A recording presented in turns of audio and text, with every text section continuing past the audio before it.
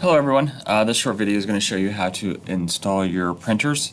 So for Bucknell you're going to use this address, and for Beechtree you're going to use this address. So if you want to, you can just go ahead and copy and paste that or write that down. And then this has to be done in Internet Explorer, so we go over and open up Internet Explorer. And in that URL box we're going to paste our address. And this should bring up all the printers for Bucknell, and then you can just choose which one is closest to you or which one you would like to use. You're going to double click on it,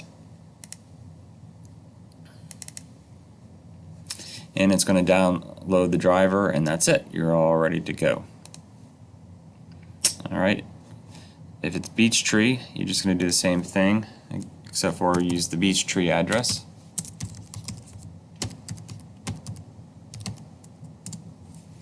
It'll show you all the different printers in the Beechtree school, and you just double click on which one you would like to connect to, and it will download the driver. If you have any questions, feel free to email me or come find me. Thank you.